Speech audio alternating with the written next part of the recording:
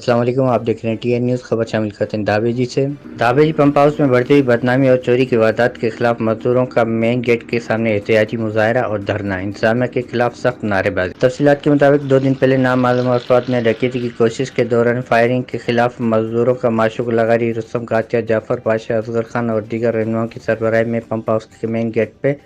بڑھتی ہوئی بدنامی کے خلاف دھرنا دیا اور انتظامیہ کے خلاف سخت نعرے بازی کی اور کہا کہ مین نیشنل ہائی وے سے پمپ ہاؤس کالونی جانے والے روڈ پہ دونوں سائیڈ بڑا جنگل بنا ہوا ہے اور دوسری جانب واٹر بورڈ کی مقامی انتظامیہ نے کراچی کو پانی سپلائی کرنے والی 72 انچ لائنوں کے اوپر سے ہیوی ڈمپر کو مٹی اٹھانے کے لیے اجازت دی ہوئی ہے، جہاں سے ڈکیتی کرنے والوں کو بآسانی فرار ہو جاتے ہیں۔ مزدور جعفر پاشا اور بدر اسلام کی کار کو گولیاں چلانے والے ڈاکوؤں کو فوری گرفتار کیا جائے۔ ان کا مزید کہنا تھا کہ لائنوں پہ جنگل کی کٹائی کے لیے 70 سے زائد عملہ موجود ہے، لیکن افسوس مقامی انتظامیہ کی ملی بھگت سے کوئی بھی ڈیوٹی نہیں کرتا، سب گھر بیٹھے تنخواہیں لیتے ہیں۔ اقبال پلی کے نالے سے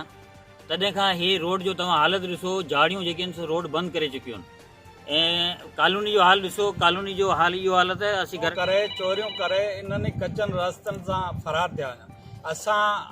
اپیل تا کریوں وزیر اعلیٰ سندھ کا، ایس پی ٹھٹرو کا، آئی جی سندھ کا، ایم ڈی واٹر بورڈ کا، چیئرمین واٹر بورڈ کا کہ اساں کے تحفظ ڈنو ونے تاکہ اساں کراچی کے پانی سپلائی جاری رکھی سکوں۔